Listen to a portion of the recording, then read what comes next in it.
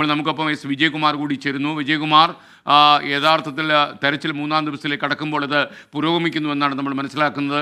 എന്തൊക്കെ വിവരങ്ങളാണ് പ്രിയപ്പെട്ട പ്രേക്ഷകരുമായി നമുക്ക് പങ്കുവയ്ക്കാനുള്ളത്? വിജയകുമാർ, നമുക്കറിയാവുന്ന ഒരു കാര്യം, ലോകത്തിൻ്റെ പല ഭാഗങ്ങളിലും വല്ലാത്തൊരു മാനസികാവസ്ഥയിൽ തളർന്നുപോയ നമ്മുടെ മലയാളി സുഹൃത്തുക്കളും സ്നേഹിതരും ഒക്കെ തന്നെ ഈ ജോലിക്ക് പോയാൽ പോലും കാര്യക്ഷമമായി പ്രവർത്തിക്കാൻ പറ്റാത്ത മനോവ്യഥയിലാണ് അവരൊക്കെ. ഈ അവസരത്തിൽ അവരോട് എന്താണ് വിജയകുമാറിന് പറയാനുള്ളത്?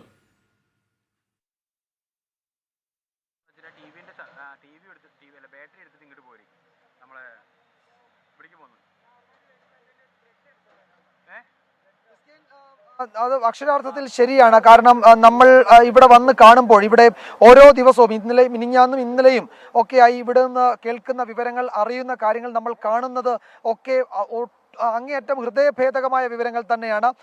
അത് എല്ലാ തരത്തിലും മനുഷ്യരുടെ ജീവിതത്തെ പിടിച്ചുലയ്ക്കുമെന്ന കാര്യത്തിൽ തർക്കം വേണ്ട, സംശയം വേണ്ട. കാരണം നമുക്കറിയാം, പിഞ്ചു കുഞ്ഞുങ്ങളുടെ ചേതനയേറ്റ ശരീരം മണ്ണിൽ നിന്ന് എടുത്ത് ആശുപത്രികളിലേക്ക് അതുകൊണ്ട് ഓടുന്ന രക്ഷാപ്രവർത്തകരെ നമ്മൾ കാണുന്നുണ്ട്.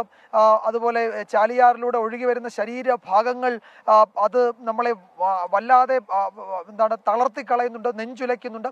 അങ്ങനെ നെഞ്ചുലയ്ക്കുന്ന, നമ്മളെ കണ്ണീരിലാഴ്ത്തുന്ന കാഴ്ചകൾ, വാക്കുകൾ പറയുമ്പോൾ അത് നമ്മളുടെ തൊണ്ടയിൽ കുടുങ്ങുന്ന വാക്കുകൾ, അങ്ങനെയാണ് നമുക്ക് പലപ്പോഴും അത് റിപ്പോർട്ട് ചെയ്യേണ്ടി വരുന്നത്. പക്ഷേ നമ്മളൊരു ദുരന്ത മുഖത്താണ് നിൽക്കുന്നത്. നമുക്ക് ഇതിനെയൊക്കെ അഭിമുഖീകരിച്ചേ കഴിയൂ, ഇതിനെയൊക്കെ നേരിട്ടേ കഴിയൂ. അതുകൊണ്ട് ഈ ആർമി ഉദ്യോഗസ്ഥർ ഇവിടെ പെടാപ്പാട് പെടുന്നത് നമ്മൾ കാണുന്നുണ്ട്. അപ്പം അതുപോലെ തന്നെ ഈ നാടിനെ തിരികെ കൊണ്ടുവരിക എന്ന ദൗത്യത്തിൽ ഏർപ്പെട്ടിരിക്കുന്നത് പോലെ തന്നെ നമുക്കും ഈ ദുരന്തത്തിൽ നിന്ന് കരകയറാൻ എന്താണ് ചെയ്യാൻ കഴിയുക, അതാണ് നമ്മളും ആലോചിക്കേണ്ടത്. അപ്പോൾ നമ്മളുടെ ഒരു ചെറിയ കൈത്താങ് അവിടെ ഉണ്ടാകുക, അതാണ് ഈ ഘട്ടത്തിൽ നമുക്ക് ഇവിടെ ഒന്ന് പറയുന്നത്. അവരെ സഹായിക്കുക, ചേർത്ത് പിടിക്കുക, ചേർത്ത് നിർത്തുക.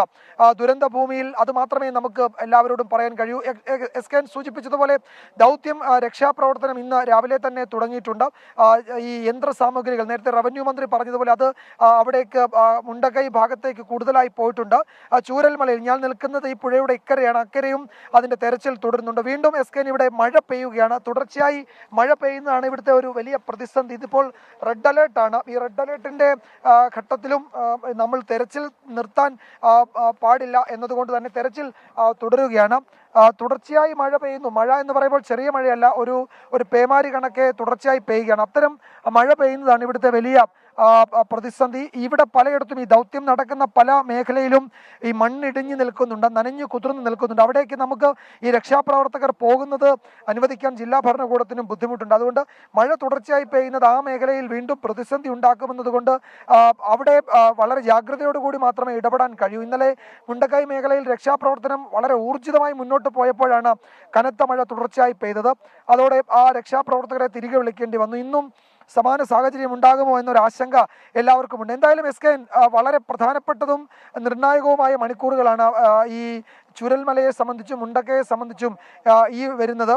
എങ്ങനെ ഈ ദൗത്യം മുന്നോട്ട് പോകണമെന്നതിൻ്റെ ഒരു തീരുമാനം ഇന്ന് എടുക്കേണ്ടതുണ്ട്. കാരണം മൂന്നാം ദിവസമാണ്. ജീവന്റെ ഒരു തരിമ്പ്, ഒരു ജീവന്റെ ഒരു സ്പന്ദനം മണ്ണിനടിയിൽ സംഹാര താണ്ഡവമാടിയ ദൃശ്യങ്ങളാണ് പ്രേക്ഷകർ കാണുന്ന. ഒരു വീടിനുള്ളിലേക്ക് നമ്മൾ ക്യാമറ കടത്തുമ്പോൾ ആ വീടിനുള്ളിൽ നിന്ന് കാണുന്ന ദൃശ്യങ്ങളാണ് പ്രിയപ്പെട്ട പ്രേക്ഷകർ നമ്മളിപ്പോൾ കാണിച്ചുകൊണ്ടിരിക്കുന്നത്. ഒരുപക്ഷെ നമ്മളുടെ ഓർമ്മയിലൊന്നുമില്ലാത്ത ദുരന്തമാണ് ഉണ്ടായതെന്നുള്ളത് ഈ ആകാശ ദൃശ്യങ്ങൾ നമ്മോട് വിളിച്ചു പറയുന്നുണ്ട്. പ്രകൃതി യഥാർത്ഥത്തിൽ ഒരു ഉരുൾപൊട്ടലിൻ്റെ വേഷത്തിൽ വന്ന് വയനാടിൻ്റെ ഹൃദയത്തിലേക്ക് ആക്രമിച്ച് കയറിയപ്പോഴുണ്ടായ അവശിഷ്ടങ്ങളാണ് നമ്മൾ കാണുന്നത്. യഥാർത്ഥത്തിൽ ശ്മശാന മൂകത നിലനിൽക്കുന്ന ഈ ദൃശ്യങ്ങൾക്ക് പുറത്തൂടെ നമ്മുടെ ക്യാമറ ചലിക്കുമ്പോൾ ക്യാമറ പോലും തളർന്നു പോകുന്ന വല്ലാത്ത സങ്കടകരമായ സാഹചര്യമാണ് ഇവിടെ ഉള്ളത്. രക്ഷാപ്രവർത്തകർ മാത്രം അവശേഷിക്കുന്ന ഒരു ദുരന്ത ഭൂമിയായി ഈ സ്ഥലം മാറിക്കഴിഞ്ഞിരിക്കുന്നു. ഇവിടെയുള്ള ആളുകളെയൊക്കെ തന്നെ കുറച്ച് ആളുകൾ മരണത്തിന് കീഴടങ്ങി, മറ്റുള്ളവർ ദുരിതാശ്വാസ ക്യാമ്പിലുണ്ട്, ചില ആളുകൾ ചികിത്സയ്ക്കായി ആശുപത്രിയിലുണ്ട്. മരണം ചവിട്ടിക്കടന്നുപോയ ഈ മേഖലകളിൽ നിൽക്കുമ്പോൾ നടുക്കത്തോടെ മാത്രമേ ഈ ദൃശ്യങ്ങൾ പ്രേക്ഷകരിലേക്ക് നമുക്ക് കാണിച്ചു തരാൻ കഴിയൂ. വിജയകുമാർ നമുക്കൊപ്പം വീണ്ടും ചേരുന്നു. വിജയകുമാർ, വിവരങ്ങൾ.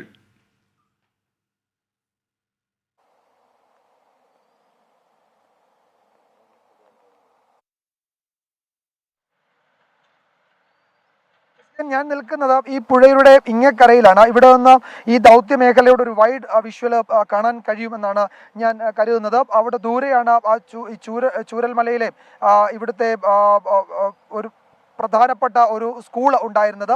ആ സ്കൂളിൻ്റെ ഒരു ഗ്രൗണ്ടായിരുന്നു നമ്മൾ ഈ കാണുന്ന ഒരു ഭാഗം. ആ ഭാഗം അവിടെ അതിന് വളരെ സൈഡിലൂടെ വളരെ കോണിലൂടെ ഒഴുകിയ ഒരു വെള്ളാരം കല്ലുകൾ ഒഴുകുന്ന ഒരു ചെറിയ അരുവിയായിരുന്നു ഈ ദിവസങ്ങളിൽ സംഹാര താണ്ഡവമാടിയത്. ആ സ്കൂളിൻ്റെ ഗ്രൗണ്ട് ഇപ്പോൾ പൂർണ്ണമായും വലിയ പാറ കൊണ്ട് നിറഞ്ഞിരുന്നു. അതിന് സൈഡിലൂടെ ഒഴുകിയ പുഴ ഇപ്പോൾ 2-3 കൈവഴികളായി തിരിഞ്ഞ് വലിയ ഒരു പുഴയായി മാറിയിട്ടുണ്ട്. ഇന്നലെ വൈകിട്ട് അപ്രതീക്ഷിതമായി വീണ്ടും ഈ പുഴയിൽ വെള്ളപ്പാച്ചിലുണ്ടായി. ആ ഘട്ടത്തിലാണ് അങ്ങേക്കരയിലൊക്കെ ഉണ്ടായിരുന്ന രക്ഷാപ്രവർത്തനത്തിന് പോയ ആളുകളെ ആർമി തിരികെ വിളിക്കുകയും താൽക്കാലിക പാലത്തിലൂടെ അക്കരെ കടത്താൻ ശ്രമിക്കുകയും ചെയ്ത്. അങ്ങനെ അക്കരെ കടത്തുന്നതിനിടെ വെള്ളം ശക്തമായി ഒഴുകി വന്ന് ആ പാലം അവസാനം പ്രവർത്തിപ്പിക്കാൻ ബുദ്ധിമുട്ടുണ്ടായി. പിന്നീട് പാലത്തിലൂടെ കടത്തിവിടാതെ അവരെ ഒരു സുരക്ഷിത കേന്ദ്രങ്ങളിലേക്ക് മാറ്റി. പിന്നീട് കുറേ വെള്ളം ഒഴുകി ഒന്ന് ശാന്തമായതിനു ശേഷമാണ് വീണ്ടും താൽക്കാലിക പാലം ക്രമീകരിച്ചത്. അത്തരമൊരു അപകട സാഹചര്യം ഉള്ളതുകൊണ്ടാണ് മറ്റൊരു താൽക്കാലിക പാലം കൂടി ആർമി ഇന്ന് സജ്ജമാക്കിയത്. നമ്മളൊക്കെ രാവിലെ ആ പാലത്തിലൂടെയാണ് കടന്നു വന്നത്. ഈ വൈകുന്നേരം ആകുമ്പോഴേക്കും ബെയിലി പാലം നമുക്കിവിടെ ഉറപ്പിക്കാൻ കഴിയുമെന്നാണ് ആർമി അറിയിച്ചിരിക്കുന്നത്.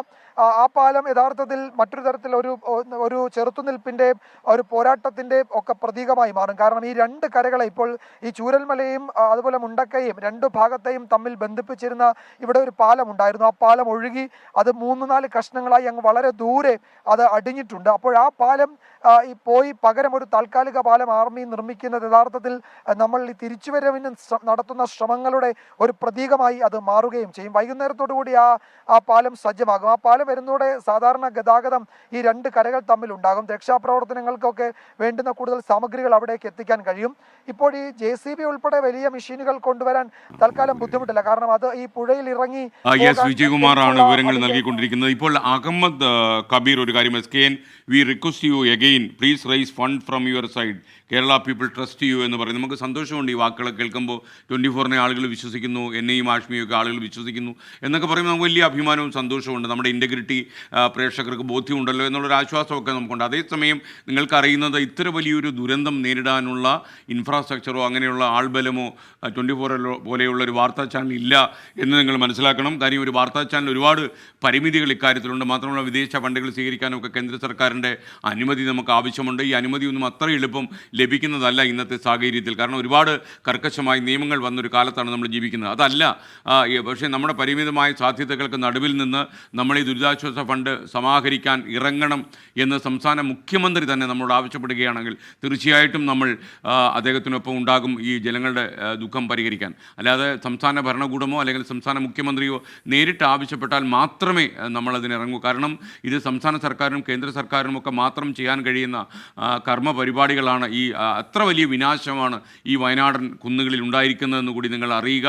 വയനാടിൻ്റെ പച്ചപ്പ് ചുരുത്തിയെടുത്തു എന്ന് മാത്രമല്ല, വയനാട്ടിലെ ജനങ്ങളുടെ ജീവിതമാണ് ഈ ദുരന്തം തകർത്ത് കളഞ്ഞത്. അതുകൊണ്ട് തന്നെ ഈ അവിടേക്ക് എന്തെങ്കിലും സഹായം എത്തിക്കണമെങ്കിൽ വലിയ സംവിധാനങ്ങൾ വേണം, വലിയ സന്നാഹങ്ങൾ വേണം, വലിയ സാമ്പത്തികം വേണം. ഇതെല്ലാം പ്രധാനപ്പെട്ട കാര്യങ്ങളാണ്. അതുകൊണ്ടാണ് നമ്മൾ പറയുന്നത് സംസ്ഥാന സർക്കാരിൻ്റെ റിലീഫ് ഫണ്ടിലേക്ക് തന്നെ സംഭാവന ചെയ്യുക. അതുപോലെ നിങ്ങൾ വല്ല ഭക്ഷണ പൊതികളോ അതല്ലെങ്കിൽ തുണികളോ ഇങ്ങനെയൊക്കെയുള്ള സാധനങ്ങളൊക്കെ കളക്ട് ചെയ്ത് ജില്ലാ കളക്ടർക്ക് എത്തിച്ചു കൊടുക്കുക. സർക്കാർ സംവിധാനങ്ങളിൽ മാത്രമേ നിങ്ങൾ ഇതൊക്കെ എത്തിച്ചു കൊടുക്കാൻ പാടുള്ളൂ. പിന്നെ മുഖ്യമന്ത്രി പറയുകയാണ് 24-നൊപ്പം വേണമെന്ന് പറഞ്ഞാൽ നമ്മൾ അതുവഴി പോവുകയും ചെയ്യും. ആഷ്മി, SKN മുണ്ടക്കയിലെ തെരച്ചിൽ ആരംഭിച്ചു എന്നുള്ളതാണ് അറിയാൻ കഴിയുന്നത്. നാസറിൻ്റെ വീട്ടിലാണ് തെരച്ചിൽ. അവിടെ ഒരു മൃതദേഹം കൂടി കിട്ടാനുണ്ടെന്ന് പറയുന്നു. SKN ഇന്നലെ 3 മൃതദേഹങ്ങൾ അവിടെ കിട്ടിയതാണ്. 4 മൃതദേഹങ്ങൾ കൂടി സ്പോട്ട് ചെയ്തു എന്ന് പറയുന്നു. അങ്ങനെയെങ്കിൽ മുണ്ടക്കയിൽ ഇന്നും അതിസങ്കടകരമായ വലിയ വേദനയുടെ വാർത്തകൾ നമ്മളെ കാത്തിരിക്കുന്നു തന്നെയാണ് അർത്ഥം. ആ വേദനയുടെ വാർത്തകളുടെ തുടർച്ച ഒരു പരമ്പര അധികം ഉണ്ടാവാതിരിക്കട്ടെ എന്ന് ആഗ്രഹിക്കാനേ കഴിയുകയുള്ളൂ. ഇന്ന് 4 മൃതദേഹങ്ങൾ കൂടി സ്പോട്ട് ചെയ്തു എന്ന് പറയുമ്പോൾ ഇന്നലെ ദൗത്യസംഘ തലവൻ പറഞ്ഞ 3ഓളം മൃതദേഹങ്ങളുടെ പിന്നാലെയാണ് ഈ 4 എന്ന് അറിയുമ്പോൾ ഈ 250-ന് മുകളിൽ എന്ന മരണസംഖ്യ എത്രത്തോളം മുകളിലേക്ക് ഉയരും എന്ന കാര്യം അധികം ഉയരാതിരിക്കട്ടെ എന്ന് ആഗ്രഹിക്കാനും പ്രാർത്ഥിക്കാനും മാത്രമേ കഴിയൂ. സുർജിത്ത് അയ്യപ്പത്ത് ചേരുകയാണ്. സുർജിത്ത്, റവന്യൂ മന്ത്രി കെ രാജൻ പറയുകയായിരുന്നു ഇന്നലെ രാത്രി പുഴ കടന്നും വേറൊരു വഴിയിൽ കൂടിയൊക്കെ 10-15 മണ്ണുമാന്തി യന്ത്രങ്ങൾ ഇതിനോടകം ഈ മുണ്ടക്കൈക്കകത്ത് കടന്നു കഴിഞ്ഞിരിക്കുന്നു. അപ്പോൾ രാവിലെ മുതൽ എന്ന് പറഞ്ഞാൽ ബെയിലി പാലം പൂർണ്ണമായി സജ്ജമാകുന്നതിന് മുൻപ് തന്നെ രാവിലെ മുതൽ തന്നെ രക്ഷാപ്രവർത്തനം അതിൻ്റെ ഫുൾ ഓൺ എന്ന രീതിയിൽ മുന്നോട്ടേക്ക് പോകും എന്ന് പ്രതീക്ഷിക്കാം. നമ്മൾ പ്രതീക്ഷിക്കുന്നത് ജീവന്റെ ഒരു തുടിപ്പെങ്കിലുമാണ്. രണ്ടാമത്തെ പ്രദേശമാണ്, അതായത് തെരച്ചിൽ നടത്തുന്ന രണ്ടാമത്തെ പ്രദേശമാണ് മുണ്ടക്കൈ ഗവൺമെന്റ് UP സ്കൂളിന്റെ തൊട്ട് താഴെയുള്ള പ്രദേശമാണ്. ഇവിടെ ധാരാളം വീടുകൾ ഉണ്ടായിരുന്ന ഒരു മേഖലയാണ്. ഇവിടെ നിന്നും ഏതാണ്ട് റോഡ് മാർഗം 3 കിലോമീറ്റർ അകലെയാണ് സംഭവം ഉണ്ടായ ഉരുൾപൊട്ടലുണ്ടായ പുഞ്ചിരിമട്ടം എന്ന് പറയുന്ന പ്രദേശം, ഇവിടെ ധാരാളം വീടുകൾ ഉണ്ടായിരുന്നു. അതോടൊപ്പം തന്നെ ആരാധനാലയം ഉണ്ടായിരുന്നു. അങ്ങനത്തെ ഒരു ഭൂപ്രദേശമായിരുന്നു ഇത്. അതായത് ഇതിന്റെ തലേ ദിവസം ഇവിടേക്ക് നമ്മൾ എത്തുമ്പോൾ, ഈ ഉരുൾപൊട്ടലുണ്ടായ തലേ ദിവസം ഇവിടെ എത്തുമ്പോൾ ഈ മേഖലയിലൂടെയാണ് കടന്നുപോയത്. ഇവിടെ ഇങ്ങനെ ഒരു പുഴ ഉണ്ടായിരുന്നില്ല. ഒരു നേരിയ പുഴ, നേരിയ വെള്ളം ഉണ്ടായിരുന്നു. പക്ഷേ ഇങ്ങനെ ഒരു അവസ്ഥ ആയിരുന്നില്ല. അതിന്റെ ചിത്രം തന്നെ മാറിയിരിക്കുന്നു.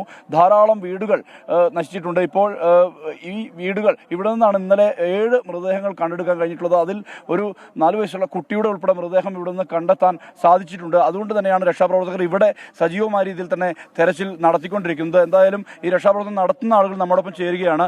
ഇവിടെ ഇന്നലെ ഉണ്ടായിരുന്നു, എന്താണ് വ്യവസ്ഥ? ഇവിടെ സംബന്ധിച്ചിടത്തോളം വീടുകൾ കൂടുതലായുള്ളൊരു ഏരിയ ആയിരുന്നു ഇത്. മുണ്ടക്കൈ ടൗൺ പ്രദേശമാണ്. കുത്തിയൊലിക്കൽ നിന്ന് ഏകദേശം ആളുകളും ഇവിടെ ഉണ്ട് എന്നുള്ള പ്രതീക്ഷയിലാണ് സന്നദ്ധ സേവനങ്ങളൊക്കെ ഇവിടെ തിരച്ചിൽ നടത്തുന്നതും. അതുപോലെ തന്നെ മറ്റു അപ്പുറത്തെ ഭാഗങ്ങളിലേക്ക് എത്തിച്ചേരാൻ കഴിഞ്ഞിട്ടില്ല. 2 ആളെ ഹൈറ്റിലൊക്കെയാണ് ചളി ഇവിടെ കൂടിക്കിടക്കുന്നത്. ആയുധങ്ങൾ വന്നാൽ മാത്രമേ കഴിയുകയുള്ളൂ. അവിടെ പാലത്തിൻ്റെ പണി പൂർത്തീകരിച്ചുകൊണ്ടിരിക്കുകയാണ്. എത്രയും പെട്ടെന്ന് അത് പൂർത്തീകരിച്ച് വാഹനങ്ങൾ ഇവിടെ എത്തിക്കാൻ സാധിച്ചാൽ തിരിച്ചാൽ കൂടുതൽ ഊർജിതമാക്കാൻ കഴിയും. മാൻ പവർ കൊണ്ട് ചെയ്യാൻ പറ്റുന്നതൊക്കെ സേന ഇവിടെ ചെയ്തുകൊണ്ടിരിക്കുന്നുണ്ട്. എന്തായാലും ഇങ്ങനെയാണ് ഇവിടെ തെരച്ചിൽ നടത്തിക്കൊണ്ടിരിക്കുന്നത്. ഇപ്പോൾ വടി ഉപയോഗിച്ച് ഇങ്ങനെ കുത്തിയുള്ള പരിശോധനയാണ്. പക്ഷേ അതുകൊണ്ട് പൂർണ്ണമായ രീതിയിൽ കണ്ടെത്താൻ കഴിയുകയില്ല. അത്രയ്ക്കധികം ചളി വന്ന് അടിഞ്ഞിട്ടുണ്ട്. ഇതിന്റെ ഭൂമിശാസ്ത്രം പോലും ഇങ്ങനെയല്ല. ഒരു പച്ചപ്പ് നിറഞ്ഞ ഒരു അന്തരീക്ഷമുള്ള പ്രദേശമായിരുന്നു. അതിനെ തുടച്ചു നീക്കി ചുവന്ന രീതിയിലാണ് ഇപ്പോൾ ഈ ഭൂപ്രദേശത്ത് കാണാൻ കഴിയുന്നത്. മാത്രമല്ല മൊത്തത്തിൽ കല്ല്, കൂറ്റൻ പാറകളെല്ലാം തന്നെ വന്ന് അടിഞ്ഞു കിടക്കുന്നുണ്ട്. ഇതിനകത്ത് ഏതെങ്കിലും മൃതദേഹങ്ങൾ ഉണ്ടോ എന്നുൾപ്പെടെയുള്ള അന്വേഷണമാണ് രക്ഷാപ്രവർത്തകർ നടത്തിക്കൊണ്ടിരിക്കുന്നത്. നമ്മളൊപ്പം രക്ഷാപ്രവർത്തനത്തിൽ തുടർച്ചയായി ഉണ്ടായിരുന്ന ഒരാൾ നമ്മോടൊപ്പം ചേരുകയാണ്. എന്താണ് ഇവിടുത്തെ ഒരു പരിശോധന? എങ്ങനെയാണ് ഇവിടെ ഇത് ഇനിയും മൃതദേഹങ്ങൾ ലഭിക്കാനുണ്ടല്ലോ, ഇനിയും മൃതദേഹങ്ങൾ ലഭിക്കും. അത് കിട്ടാനുള്ള ഒരു പണിയാണ് നമ്മൾ എടുത്തുകൊണ്ടിരിക്കുന്നത്. ഇപ്പോൾ നമുക്ക് വാഹനങ്ങൾ ഇവിടെ എത്തിക്കാൻ കഴിയുന്നില്ല എന്നുള്ളതാണ് ഏറ്റവും വലിയൊരു പ്രശ്നം.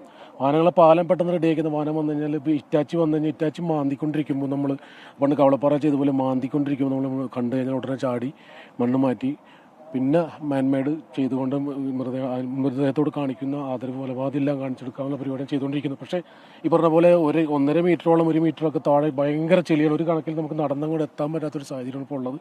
എങ്കിലും നമ്മൾ കഴിയുന്നത് പോലെ ഈ ഇടകളൊക്കെ കൈയിട്ടും മറ്റു ആയുധങ്ങളൊക്കെ ഉപയോഗിച്ചൊക്കെ ചെയ്തുകൊണ്ടിരിക്കുന്നുണ്ട്. ഇനിയും നമ്മൾ കിട്ടും. ഇനിയും ഒരുപാട് മൃതദേഹങ്ങൾ ഇന്നലെ വളരെ കൂടുതൽ മൃതദേഹങ്ങൾ ലഭിച്ച ഒരു സ്ഥലമാണിത്. അതുകൊണ്ട് തന്നെ വീണ്ടും ഇനിയും ഇവിടെ മൃതദേഹങ്ങൾ ഉണ്ടാവും തന്നെയാണ് നമ്മുടെ വിശ്വാസം.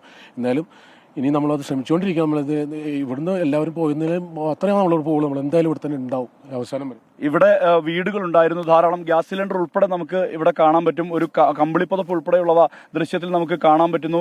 ഇവിടെ എല്ലാം തന്നെ വീടുകൾ ഉണ്ടായിരുന്നു. സ്വാഭാവികമായും ഈ മനുഷ്യർ ഉറങ്ങുന്ന സമയത്താണ് ഇത്തരത്തിലൊരു ഉരുൾപൊട്ടൽ വന്നിട്ടുള്ളത്. അതുകൊണ്ട് തന്നെ ഇവിടെ കൂടുതൽ മൃതദേഹങ്ങൾ ഉണ്ടാകും എന്ന് തന്നെയാണ് രക്ഷാപ്രവർത്തകർ കരുതുന്നത്. അതുകൊണ്ട് തന്നെയാണ് ഇത്തരത്തിൽ വലിയ രീതിയിലുള്ള തിരച്ചിൽ ഇവിടെ നടന്നുകൊണ്ടിരിക്കുന്നത്. പക്ഷേ ഇത് മനുഷ്യസാധ്യമല്ലാത്ത വിധത്തിലുള്ള ഒരു ഭൂപ്രദേശമായി മാറിയിട്ടുണ്ട്. തെരച്ചിലിന് മനുഷ്യരെ കൊണ്ട് സാധിക്കാത്ത വിധത്തിലുള്ള ഒരു പ്രദേശമായിട്ട് ഇത് മാറിയിട്ടുണ്ട്. എന്തായാലും തെരച്ചിൽ വളരെ സജീവമായ രീതിയിൽ തന്നെ മുന്നോട്ട് പോയിക്കൊണ്ടിരിക്കുകയാണ്. നിങ്ങൾ എവിടെ നിന്നാണ് വരുന്നത്? ഞങ്ങൾ തരുവണയിൽ നിന്നാണ് വരുന്നത്. എന്താണ് പൊതുസ്ഥിതി പറയുന്നത്? ഇവിടുത്തെ പൊതുസ്ഥിതി എന്ന് പറഞ്ഞാൽ നല്ലൊരു ശതമാനം ആളുകളും ഈ ഭാഗങ്ങൾ തങ്ങിക്കിടക്കുന്നു എന്നുള്ളതാണ് ഇപ്പോഴും ആളുകൾ കരുതുന്നത്. അവിടെ തെരച്ചിൽ നടത്തുന്ന അദ്ദേഹത്തിന്റെ ഉപ്പാവയും ഉമ്മാവയും ഒക്കെ മരണപ്പെട്ട് അദ്ദേഹം പേടിയോടെ അവിടെ ഇരിക്കുന്ന ഒരു സാഹചര്യം ഞങ്ങൾ വരുന്ന സന്ദർഭത്തിൽ ഉണ്ടായി. അങ്ങനെ അദ്ദേഹം മറ്റു ആളുകളൊക്കെ വന്നു കഴിഞ്ഞാൽ മാത്രമേ ഇവിടെ തെരച്ചിൽ നടത്താൻ സാധിക്കുള്ളൂ എന്നുള്ള നിലയിൽ ഭയാശങ്കയോടെ നിലകൊള്ളുകയായിരുന്നു. അദ്ദേഹത്തെ സംബന്ധിച്ചിടത്തോളം അദ്ദേഹത്തിന്റെ കുടുംബത്തിലുള്ള പലരും നഷ്ടപ്പെട്ടിട്ടുണ്ട്. അങ്ങനെ ഒരുപാട് ആളുകൾ നഷ്ടപ്പെട്ട ആളുകളാണ് ഇവിടെ ഇപ്പോൾ പലരും തെരച്ചിൽ നടത്തി നിലകൊള്ളുന്നത്. ഇവിടെ രക്ഷാപ്രവർത്തനത്തിന് വലിയ രൂപത്തിൽ പ്രതിസന്ധി സൃഷ്ടിക്കുന്നത് എന്ന് വെച്ചാൽ ഈ കാണുന്ന ചളിയും മറ്റുമൊക്കെയാണ്. അപ്പോൾ നിലവിൽ യന്ത്ര സഹായങ്ങൾ ഇവിടെ എത്തിച്ചേർന്നാൽ മാത്രമേ നല്ല രൂപത്തിൽ രക്ഷാപ്രവർത്തനം മുന്നോട്ട് കൊണ്ടുപോകാൻ സാധിക്കുകയുള്ളൂ. ഹിറ്റാച്ചികൾ ഉൾപ്പെടെ ഇവിടേക്ക് കൂടുതലായിട്ട് എത്തിക്കുന്നുണ്ട്. ബെയിലി പാലം ഇന്ന് വൈകിട്ടോടുകൂടി പൂർണ്ണതോതിൽ സജ്ജമാകും. സ്വാഭാവികമായും കൂടുതൽ യന്ത്രങ്ങൾ ഇവിടേക്ക് എത്തിക്കാൻ കഴിയുമെന്നുള്ളതാണ്. അതോടുകൂടി തന്നെ ഹിറ്റാച്ചി ഉപയോഗിച്ചുകൊണ്ടുള്ള തെരച്ചിലൂടെ നടത്താൻ കഴിയും. ഇവിടെയാകാം ഏറ്റവും അധികം മൃതദേഹങ്ങൾ അടിയാനുള്ള സാധ്യത എന്നുള്ളത് തന്നെയാണ് കരുതുന്നത്. കാരണം ഇവിടേക്ക് ഇരച്ചെത്തിയ വെള്ളം ഈ ഭാഗത്തെ മറിച്ചുകൊണ്ടാണ് കടന്ന് താഴേക്ക് പോയിട്ടുള്ളത്. കൂറ്റൻ പാറകൾ താഴെ നിന്നും ഒഴുകിയെത്തിയ കൂറ്റൻ പാറകൾ നമുക്ക് കാണാം. അകലങ്ങളിൽ വീടുകൾ കാണാം. പാതി വിണ്ട വീടുകൾ കാണാം. തകർന്ന വീടുകൾ കാണാം. അങ്ങനെ ഒരു മേഖലയായി മുണ്ടക്കൈ ഈ UP സ്കൂളിന്റെ പരിസരം മാറിയിരിക്കുന്നു. ഇതിന്റെ ചിത്രം ഇങ്ങനെയായിരുന്നില്ല. തികച്ചും പച്ചപ്പ് നിറഞ്ഞ അന്തരീക്ഷമായിരുന്നു. പക്ഷെ അതെല്ലാം നഷ്ടപ്പെട്ടു. ചുവന്ന ചാലായി ഇപ്പോൾ ഒഴുകുകയാണ് ചാലിയാറിലേക്ക് ചൂരൽമലപ്പുഴ. ഇതാണ് ഇവിടുത്തെ അവസ്ഥ. SKN ഹാഷ്മി.